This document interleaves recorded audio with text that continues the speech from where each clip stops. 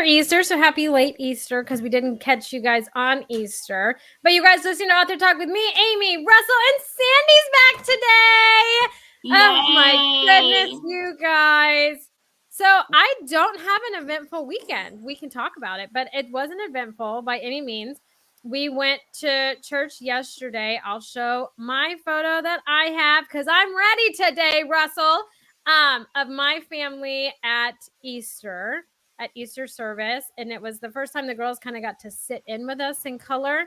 But here's the one funny story I have of this weekend. And Russell, you're going to thoroughly enjoy it. Okay.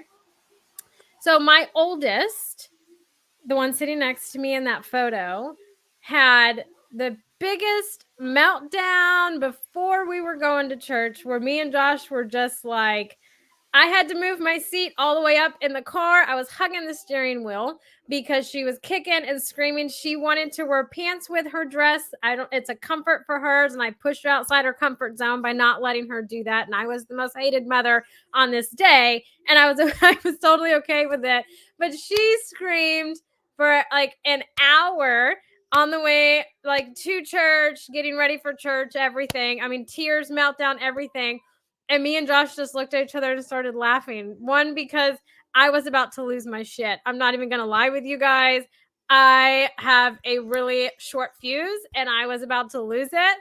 But she was kicking my chair and I moved my chair all the way up where I was hugging the steering wheel. And then I told her and I said, do you want to get a hot chocolate afterwards? Dutch Bros is open. She loves Dutch Bros. I was trying to just mellow out the situation. And she screamed, she's like, no, I want to turn around and get my pants. And I just couldn't help it. She's like her mama. No hot chocolate. When? I know. I was like, oh my God, you are so headstrong. You are headstrong and I'm proud, but not in this moment, but I am a proud parent. No one will talk you out of something when you feel like you are right. And I was so proud. So when she got out of the car and she was still kind of, pissy is the best way to word it. I was like, well, let's go see if they have some pants inside. I don't know if they do, but let's just go and see, right? I'm trying to diffuse this situation that's happened. And she was like, okay, Mom, but if they don't have pants inside, I'm getting back in the car and you're taking me home to get pants, like demanding all this stuff. I said, well, maybe they have hot chocolates and cookies. Let's go see, right? Let's figure our way out. Let's maneuver through this. Well, she picked up the coloring pages and stuff to color during the service, but she made sure, because she eventually calmed down, she made sure to keep telling me, Mom, I really want my pants. I would like some pants on the whole time. She did calm down. I did get her the hot chocolate. She did get to go home afterwards and change. But that was the funniest thing, I guess, that happened. And me and Josh just laughed at each other because we were both just at our ends, not knowing what to do. She was very unhappy, all over pants. And so, I should have got a photo of me hugging the steering wheel on the way to church yesterday. That was the best weekend story you've told in a month. It's been a long time since I've had a huge meltdown happen. That was the best. It's a good one. It's a good one. For sure. Sandy, you're muted.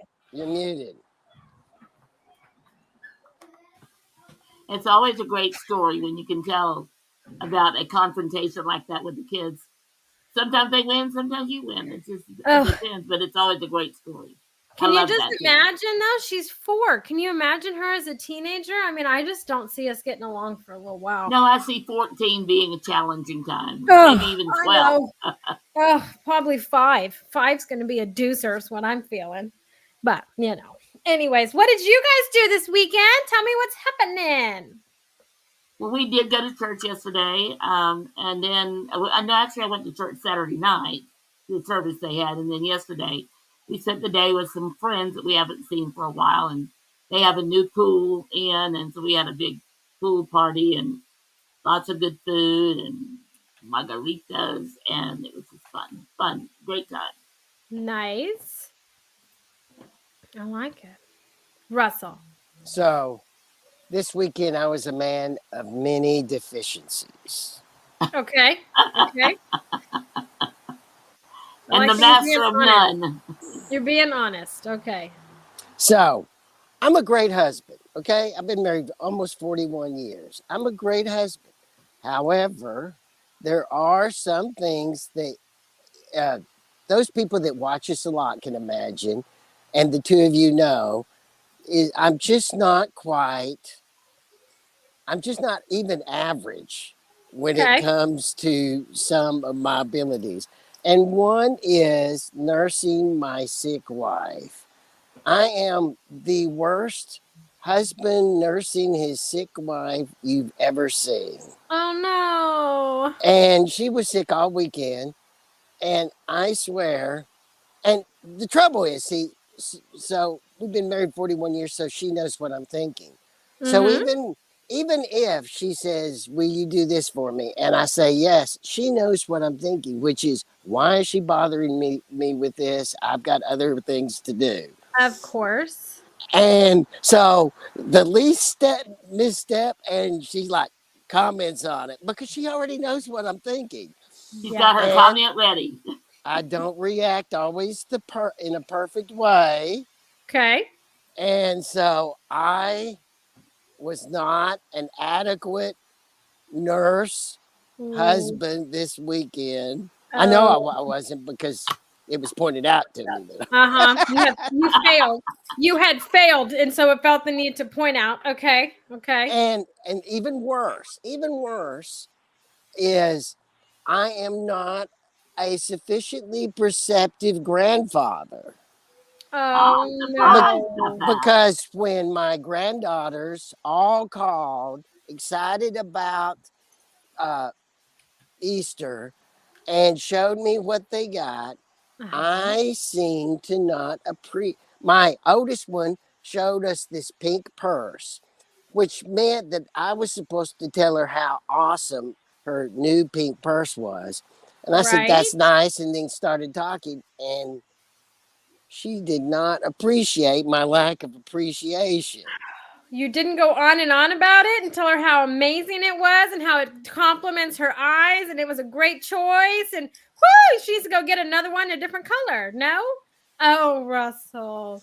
And Russ. so I was just not an adequate man this weekend to the Person. measurements of my family. That was my Oh, weekend.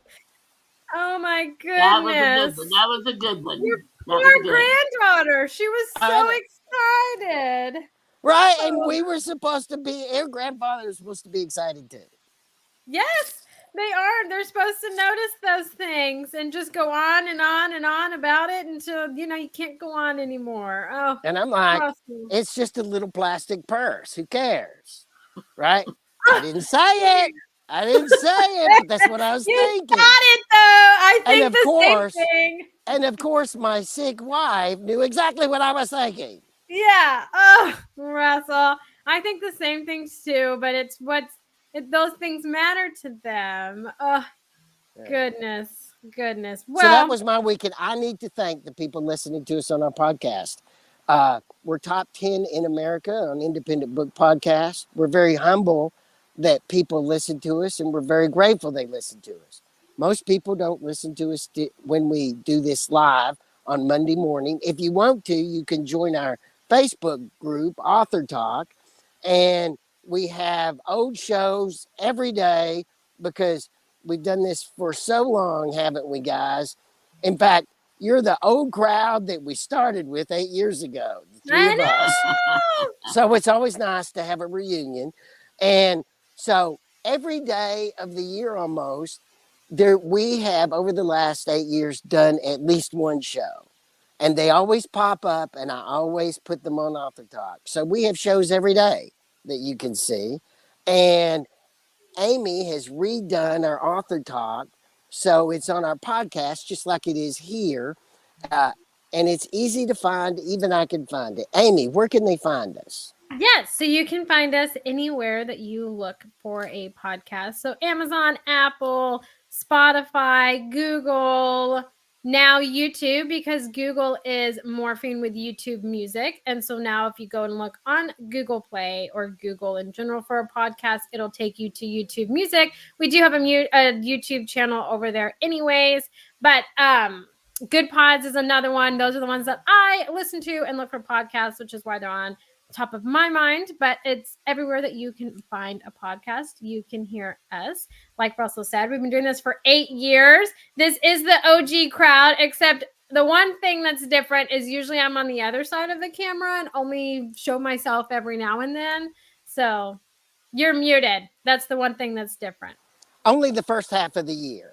Yeah. Then we started conspiring against you very early to trick you weird. into flipping to the other side of the show. I know. The And greatest that was one. when we did the show on the 8th floor of your building out by the pool. And oh my God. Right. Those- And our first trick on how to trick Amy to be on the show was to say, I said, Sandy, the beginning of our show is boring, which we know it's boring, still would be boring, because when Amy was sick one time, I had to start the show about 4 months ago. It's terrible. And Sandy was like, yes, it's terrible. It's terrible. I said, let's get Amy to start the show every week. And Sandy was like, oh, that's so good. And that was the first dirty trick to get Amy. Second trick was we wanted a special part of the show so she could talk about multimedia or something. Remember that, Amy? That was the second trick. Oh about social media, so she could tell us all about the updates and the latest and greatest. That's right. You guys conspire. We plotted against you. Oh my goodness. The greatest one though was at the Houston Writers Guild when you guys went and sat in between my mom and did one live there. And my mom like didn't want to be on it, and it's the greatest thing. So whenever that one pops up, I love it. And we told jokes about you and her, which really made her uncomfortable. Oh, it was great. And Sandy and I just laughed about it. Oh, I love it. I love it. Well, before we dive into all these things that are going on, a bunch of changes and stuff are happening. There is one thing that I forgot to mention on my weekend that is important. If I don't mention it, Josh will give me crap. So I'm going to mention it because it was my idea. I had found this fundraiser that the local high school does to support them going to URL, and it's called Egg My Yard. And you pay for X amount of eggs. They put candy in them, and they come and not throw them, but hide them in your yard, right, for your kids and stuff like that. So I went home and got 80 eggs, and they came on Friday night, and my children That was a great idea, by the way. That is fabulous. Oh, you guys, it was fabulous. I have a 6-minute video. I will post it in the group of my kids when they got to go out and find all these eggs and everything. I have an entire bowl full of candy, and we're talking the good candy, okay? We're not talking like, just like peddly. It was good, like full-size candies. It was pretty banging. So anyways, I had the opportunity to do that, and it was pretty cool that my small town does things like that, and that they came. I didn't have to hide eggs this year because they did it for me, and it was wonderful. And the girls absolutely loved it. Do you know how much I would have paid over the years to have somebody come and hide my eggs? And that was the part nobody wanted to do. Nobody wanted to go out and hide the eggs. Mm-hmm. But that's okay. I liked hiding eggs because I would hide them where they couldn't find them. Exactly. You would overthink it and then make it really hard where only you could find it. I'm the same way, which is why I don't like it. I don't like hiding eggs. But I mean, we had 80 eggs in the front yard. They came at like midnight on Friday night, so Saturday morning, and hid them. So when the girls came, they saw them through the window, and they were just all excited about it. And so I was like, man, I feel like more schools should do that as like a fundraiser. Because I mean, it was wonderful, and it was very inexpensive. So you took them the eggs, and you gave them the eggs. You had them. No, they gave me everything. Okay, here's what would be funny: to get the wrong address. And I can imagine how funny it would be to pay to have someone egg someone's house that hates that's your friend, so you want to torture them. Yeah. So I did live in fear of that. I live in fear that I did put the wrong address, and I was like, oh man, what if it went to like my neighbors? But that is something I would do though, Russell. I would if they had it at my family's house, I would have done it to my parents' house. It would have been funny, but they don't have it in San Antonio, at least not that I could find. So, but it was an interesting concept. So I felt the need to share it. So whoever's listening, if you want to do that as a fundraiser for one of your kids on whatever extracurricular activity that they're in, or the school or whatever, you should suggest that, because it was fabulous, inexpensive, wonderful. I will definitely do it again. So, but okay, let's talk about this new project that you two have insanely decided to do.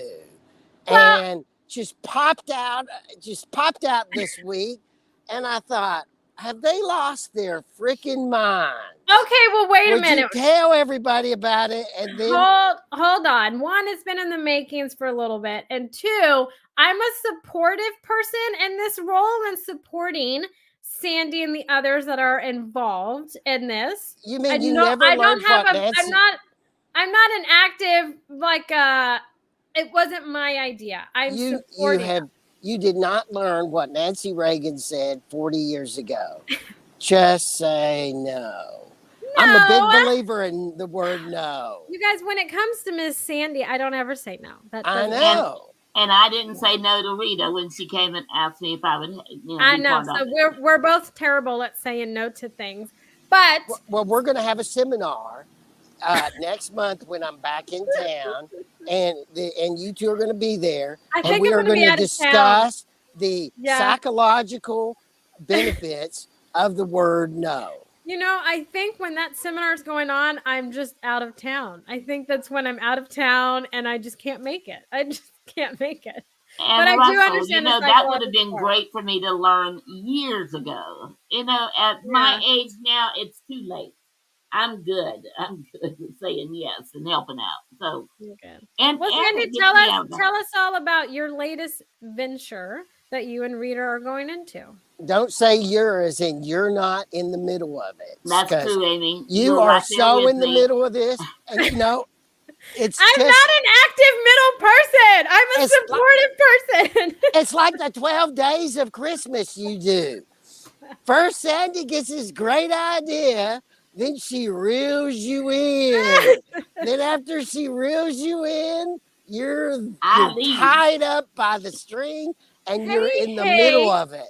I morphed the 12 days into something very different. I continued the legacy, but it's handled a little bit different. Well, that's because you're anal concentrated.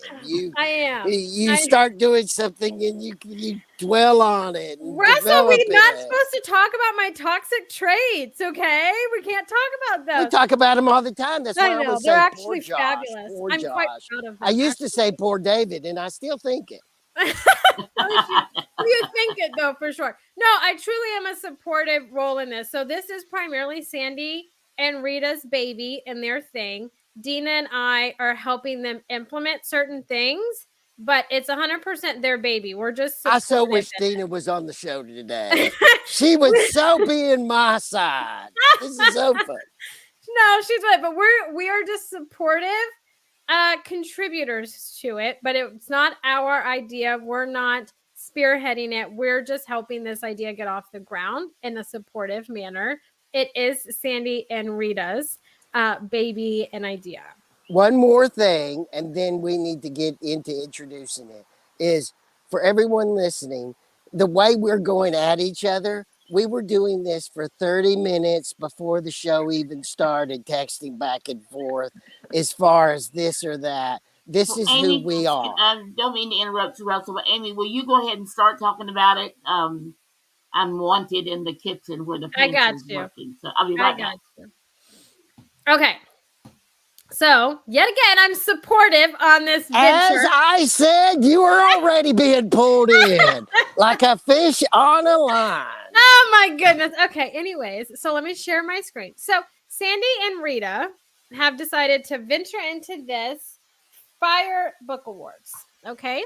So, what it is a book awards for independent and small press authors to submit their books, and you will get a review, a critique. It's a normal book award for independent and small press authors. There is also it's like a legacy award, which goes on for up to 5 years for your book after you have 5 years ago in which your book was published that you can submit for a legacy award. It's called something different, but it's like a legacy. The word is escaping me at the moment because, like I said, I'm a supportive person. But the book awards is going to be kicking off. It is going to be you can submit your books last year and this year up to a certain extent that you can submit your books for the award. You will win a cash prize also with free marketing and publicity for X amount of time. Sandy knows more about those details, but this is getting up off the ground. We are about to open for submission, so make sure that you want to run over and check it out. Like I said, Dina and I are involved in a supportive manner to help this function grow and get off the ground. But it is a new book awards that is coming, and it is coming very soon. So make sure that you tune in to it. Okay, what is the purpose of the new awards? What's their founding reason to do it? So it's really to help highlight and give independent or self-published authors and small press authors a leg to stand on with a book award that is, in our eyes, going to be more fair and prestigious. It's not a popularity contest by any means. We have our own judges that will be judging your books. You don't have to have it go on social media for voting or anything like that. So it's taking the popularity contest out of it. See, that's good, because that's just a cornpone trick in the industry to get people to sign on to your email list. That's what it really is usually. Yeah, so this is like authentic. Yeah, and so it's more going to be along the lines, because if any of you guys listening, watching now, later, whenever, right, if you enter for a book award, you generally kind of know there's loopholes. There's always loopholes with it, and when it becomes a popularity contest. So a bigger small press that you have can leverage all of their authors to vote for X amount of author that has made it into the awards. So we removed all of that. So we have hired our own judges that will do X, Y, and Z genres. We have our own critique in what we're going to do. So we will need an ebook and a physical copy, because we will be judging based on your cover design, your interior layout, the overall flow. And then on top of that, we will have our other judges, because those are different judges. We'll have other judges that are actually going to read your book and critique your book and score it. And then when it comes, if there's a tie and who gets first place, second place, then we're going to have all the judges read those books that have been optioned for it. And then we'll go from there. So there's no popularity contest or anything like that. It's more going to be people in which we've brought in to judge the books and make sure that whoever is winning is not just because of their following or X, Y, and Z. It's generally because their book and the quality that they put out was worthy of it. So that's generally kind of how it's going to go. So who are you getting to be the judges? I mean, I'm not talking about names. I'm not interested in names. But what are some of the parameters of who you're getting to be as judges, so the authors know? Other authors, experienced authors, teachers, librarians, editors. I'm sorry, Amy. What? Well, let's not include editors in it. There's some editors in there on top of just some reviewers as well. So it's a wide array. It's not like we just went to other authors that we knew personally and was like, hey, can you judge these? Because that would be seen as biased. So I personally do not know most of the judges personally. So it's not an abundantly social, just went and got all these people. It's not anything like that. We put out a call for them, and then we screened them after they filled out the form, and we moved forward with X, Y, and Z number of them. So we tried to make it as fair and non-biased as possible. So what help do you think that this would get someone that, so is there going to be a first, second, and third honorable mention? What is there going to be? There will be a first, second, and third, or gold, silver, and bronze is what it will be called. And that will be the beginning. So each one of them will get their award. That's all spelled out on the website. The website is firebookawards.com. And all the instructions in there, all the links to wherever you need to go, everything's there on that website. And so everybody will get to the bronze, silver, and gold, all that. And then from there, we go into this online voting, where it will be similar to the music shows and the dance shows and everything you see on television, where if you have an author that was a gold winner, so they first have to make it to gold, and then the gold will compete for the top prize, and that will be done through voting on, just a call in vote kind of thing. And we got that, and then there's just all kind of other things planned, because Rita and I both talked about it, and there are some other awards for books. We know that, and they're great. There's some really good ones. But we wanted to give like an extra boost to it. So from the Fire Book Awards, when the fire's dimming down, then you have the embers. So we have the Ember Awards for books that are up to 5 years published. So the main Power Book Awards will be for 2024 published books, beginning to 2024. And then that 5 years to 2019, one winner from each category will be an Ember Award. And then one of the things that we're continuing with this fire story, and fire was introduced by one of the Greek gods, and I don't remember which one it was, Amy. Prometheus. Prometheus.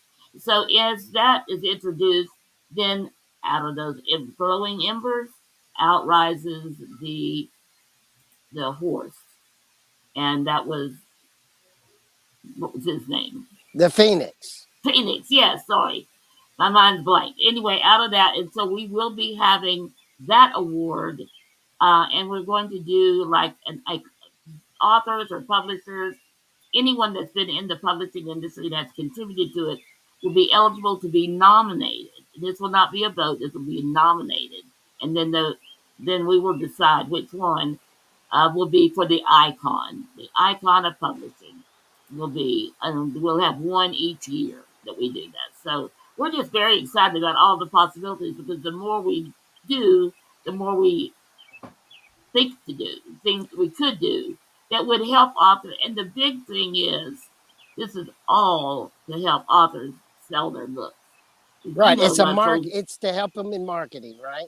Yes, yes. So one of the things we'll be doing is marketing them along the way.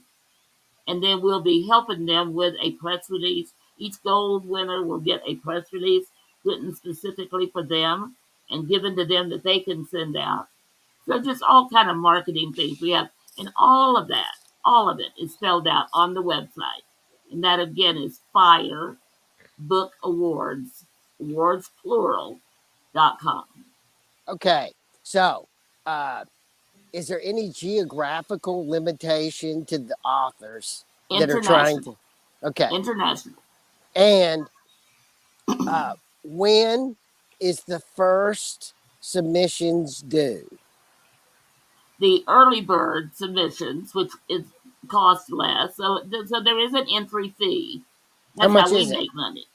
So the entry fee is lower, and the first deadline will be May 31st.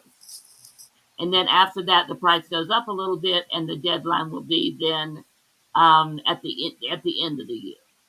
So your submission fee is going to be like fiction and nonfiction, but it's going to be $65 and then $30 for each additional category if you want to do that. That's going to be your early bird pricing for it, because I haven't pulled up. How many genres is there? Oh, man. Okay. Oh, he's gone. Okay. Welcome back. I want to say that there is about 30, I think, isn't it? I was going to say close to 28. Okay. 28 sounds. So this is not limited to just one or two authors getting the benefit for marketing, but there's going to be a lot of authors that have good books that win one of these awards that then they can turn around and use in the marketing. And I can tell you, I would know exactly how to use it, because I can imagine paying a few pennies to have Amazon put that up when someone's looking at my book. Mm-hmm. So I can imagine that this could be very beneficial if you have any experience, or you get on the internet and you learn how to market your own book. Yep. Which we all have to do. Yes. Which is the most challenging thing for any author, no matter whether you're an extrovert or an introvert. It is very difficult to market your own book.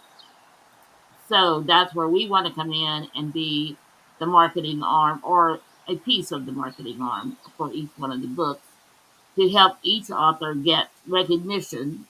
Even if you don't win, you get recognition for being in the competition, for having someone read your book and judge it, and it's just a win-win for the author.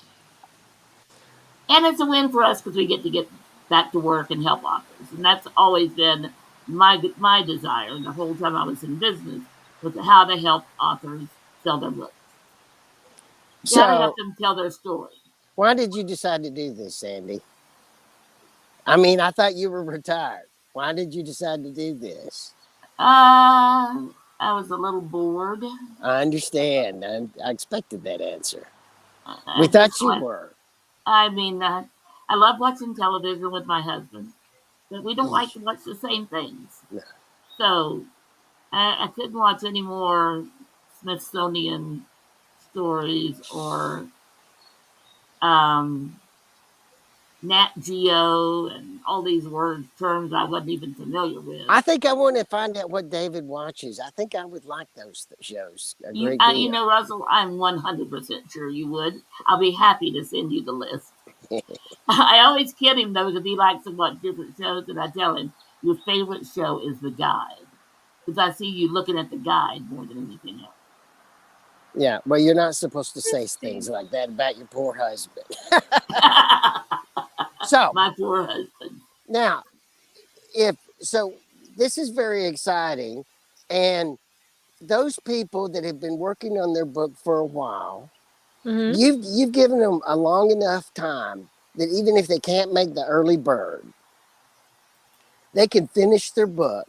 If they've been working on it and they're listening to this, they can get an editor. And I know that's scary, but I can tell you, you can find editors. They're hated people, so they're always looking for friends.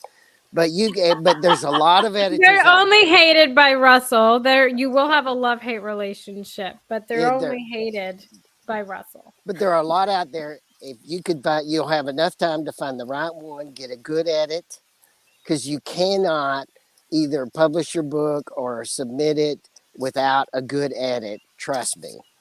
And then get the book to you in time for the end of the year, right? Yes. Right. So it's great. And you can use this even if you do the marketing yourself. And I can tell you, everyone has to market themselves. If you're with the top 5 publishers in America, you're an author, unless you're like 12 of them, you have to do most of the promotion yourself. And to have an award is an important part of the whole Amazon selling process of when readers are on looking for books to buy. If they see a book popped up and it has a bronze, silver, or gold emblem on the side saying that it's won something, there's a percentage more likelihood that they're going to poke that and say, what is going on with that book? Yeah. And that's the hardest. There's a million books out there. There's so many books that the books are invisible. So to find the readers that might be interested in your book is the challenge. So it's one more step in achieving that challenge. Yep, absolutely. That's perfectly said, Russell. I appreciate that. And so, yes, if you have any questions, on the website, there is an email address and a phone number. Feel free to call us. Call me. My number is 281-989-8892. So feel free to call me and ask any questions. We'd love to have you, know more about it if you're interested. I do have a question. Is where does their book need to be in time for submission to the contest? Do they need to have downloaded it on Amazon already? Because Amy did say you needed an email copy. It needs to be published. So they got to get it on Amazon before the last day of the year, right? Well, it can't be in pre-order status. So just to clarify that, you can put it up on Amazon in a pre-order status.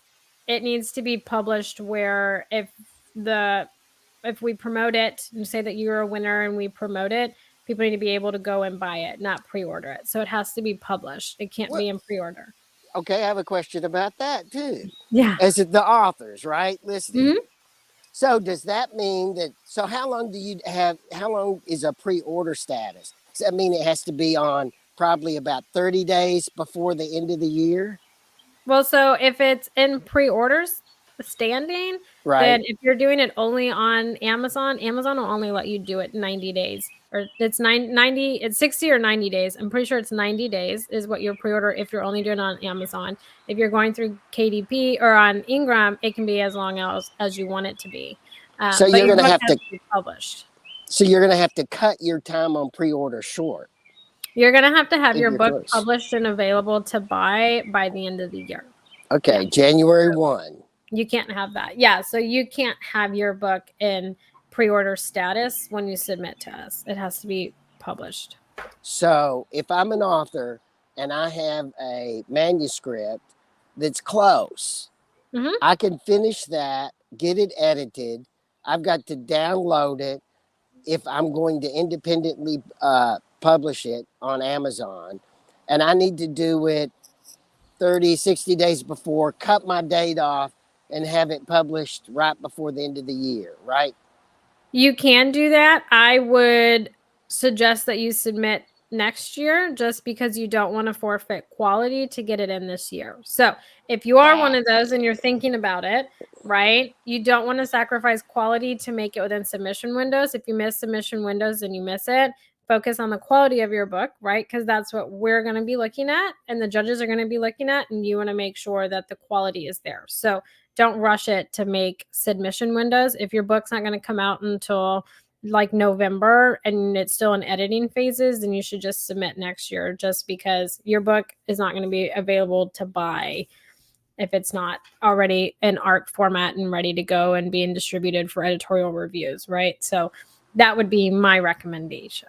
So a February 1 published day, because you did your whole full pre-order thing and you made sure it was right, well, it will still qualify for next year. Is that right? Yeah. So what's the timeline between the end of submission and when the first medals are issued? And the authors want to know that so they can use it in promotion. Okay, I'm looking at the website now, and the early bird submission is, as we said, May 31st. Mm-hmm. And the $65 fee or 30s for any additional category. So you pick one, like let's say you have a cozy mystery, and so you pick mystery as your category, and that's will be $65. But if there's other categories, like if there's some romance in there or some other aspects of making it kind of part of another genre, then you can submit to different um, submission Categories. different categories, and that deadline is not the end of the year; it's September 30th, because then the rest of the year will be putting everything together, doing the judging, making the announcement, doing the icon award, planning a big event that would recognize this iconic figure in publishing. And we've got several. So if you're listening now and there's someone that's been really big in the publishing industry and you want to recommend them, nominate them, then send us some information on them with why you want them to be, or why you think they deserve to be the icon. We've already got a couple. John Kramer is one of our people that has helped Rita and I from day one. Just just always been available. So he's one of the ones that we plan to nominate. But there's others, plenty of others. So if you have someone that's been a real help to you in your publishing adventures, then of course send us the nomination. So the deadline will be postmarked by September 30th, and then that fee is $75, so it goes up, and $50 for each other category. So if you can get it in on the early bird, so if it's published in 2024 and it's published now, or you published it last year and put a 2024 date on it, because a lot of people do, so it's got a current publishing date, then go ahead and start submitting them now. And the form, everything is on the website. You muted yourself. But But my question is, So when will they first hear about the first medals so they could Between use them? January and March is Oh, when they're so going it'll to be start almost hearing about. instantly, some of them? Oh, yes, it'll be in January. Is the date that we have planned for that. I don't see that date Is here on the end date for submissions is September 30th, and so that gives us November, October, November, and December to go through them and to judge them, and then we'll be making the announcement. It's between the end of January and the beginning of February, and that gives us time to get our trophies in and everything like that, but to make sure that if there is like a runoff and stuff, that we have the time to allocate to make sure that it gets done fairly. So it's not going to be like a 6-month wait like the Ben Franklin Awards, okay? Because oh man, those drive me bonkers. I love them dearly and they are fabulous, but the wait time for me is just agonizing. So it is a quicker turnaround. So September is our cutoff date. September 30th is your cutoff date. Your cutoff date for early submission is May 31st to get the $65 and then the $30 for each 3 additional categories. When you do your final submission, which is the end of September, your entry fee goes up to $75 and then it's $50 for each 3 additional categories. And the gold, silver, and bronze winners will be announced on December 1st, 2024. So at the end of the year. And that will give us time then to take those gold winners and have the actual, internet voting for the one that will end up being the grand winner. I think that has a name for that, but I don't remember. I'm looking at the website. So anyway, that will be, and then from December 15th to the 30th is when there will be the online voting for the book that you think deserves to be the number one book published independently in 2024. Okay. Oh wow! But again, I'm getting all this refresher dates from the website. So, I know I've mentioned it a lot, but that's the best place to go get the information. And tell us one more time the website. Fire Book Awards with an S.com. Okay. It's in the comment section down below, and I'll put it when we upload it to our podcast channels. It'll be in the description for and I did you. put it on my Facebook page over the weekend, and I've already gotten lots of responses from it. I was so excited to hear from David Zalon, so he's very interested, even though his books were all published in 2023. So, but anyway, so great. Russell, besides being bored and besides wanting to get back in and spend time with Amy and all the stuff, I'm so proud of her. It's also just the connections that I made while I was working with authors and getting back to those connections, and it's fun. It's a lot of fun. So, are you going to do a press release and send it to the different guilds, like the Houston Guild, so they can tell their writers? Atlanta has it's amazing. Georgia has like 15 writers guilds, and they have conferences starting right now. There's probably a conference every week in Georgia. It's crazy over here. And it would be great. Yes, I'll be happy to. And Russell, if there's somebody in Atlanta you'd like me to send the press release to that could get the word out to some of these groups, or if there's a way I could get a list of the groups, I'll be happy to send every one of them a copy of the press release. Well, I'll do that. I know just the 2 people that are hyperactive in the Georgia author market. Very good. Very good. We've actually had them on this show, both the husband and the wife. I know. I follow them. They're like all over the place. I love them. I know those people work. I've never seen authors that work to promote both their work, their spouse's work, and all the other authors in their group's work. These are workers. So I will be glad to connect you up with them. Very good. Thank you, Russell. And I think people from all over the country should reach out to the website, check it out, and submit. You have nothing to lose. Absolutely. Because if you don't get an emblem, you don't get an emblem. But if you do, you can use it on your promotion that almost our authors, it's pennies to do some of these promotions. And this would be a great hook. You wouldn't have to actually pay as much on each individual penny promotion if you have an emblem, because that would be your hook to attract multiple readers on Amazon. Yep. As you can Absolutely. tell, that's exactly what I'm thinking right now. Yes. I get you. I like it. But yes, that's Sandy's latest adventure that we are all partying with her on. We're all we aren't. I didn't know about it till 30 seconds ago. Because we just announced it. We've been going back and forth. This is the announcement. So I just sent out the press release this week.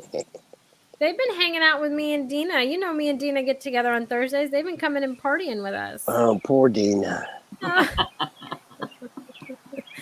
I hope you do that in the afternoon and not early in the morning. We do. We do it at 1. It usually goes on for me and Dina are usually on from 1 to 3. So we get our event and all of our work figured out in that. But Russell, real quick, just I know we're closing, but I just want you. I know you agree with me that how proud we are of Amy and the way. I mean, honestly, when I listen to her in these meetings, I'm like, oh my God, she just does an amazing job. She's just wonderful. So she's not as sweet as she used to be. She's like in that. Remember Steel Magnolias? Yes. Remember when in the end the caustic character that said they're like, you should, the old little man, they hook her up with the old man from her high school days, and he says, you look so good, and she said, I'm not as sweet as I used to be. That's Amy. Oh, but I look really sweet. Just don't talk to me sometimes. And by the way, I say that as a compliment, not as a criticism. I know. That's because me and you think a lot alike. So I was exactly. This was complimenting me. No, I'm sick of it. I'm not going to say another compliment. Good. I don't want to hear it. You should have never capitulated to your daughter. That's all I have to say. Oh my goodness. Well, you guys, it's always so much fun when we all get together and we can just chat and remember the OGs and starting this whole show, which we all know was Russell's idea and Sandy helped implement it. And now it is what it is. Sandy thought I was crazy when I wanted to do this. It was fabulous, though. Look at what it's turned into. It's been so much fun. I didn't know then that if you have an idea, latch on to it because it right. will be I always had good ideas for you to do. Yeah, that's true. It always involved work for me. Yeah. But and now you've done that to Amy. You always have good ideas for Amy to do now. Yeah. It's okay. We get them done. It rolls downhill. For sure. We all get them done. But you guys, then the month of April, make sure that you check us out and join us live on Monday mornings. I have a book launch happening next Tuesday, so you're not going to want to miss next week's episode. But I have exciting news and 2 different ventures that Abundantly Social has branched out into. So you want to make sure that you tune into them because they're all about helping authors, helping indie and small press authors, and keeping some other legacies going. So make sure that you join in, tune in, see what's happening. Some amazing things are happening within this writing community. So without further ado, you guys, we're going to sign off this Monday morning. So we all hope that you have a fantastic Monday, great rest of your week, and we'll catch you all next Monday. Bye for now, everybody.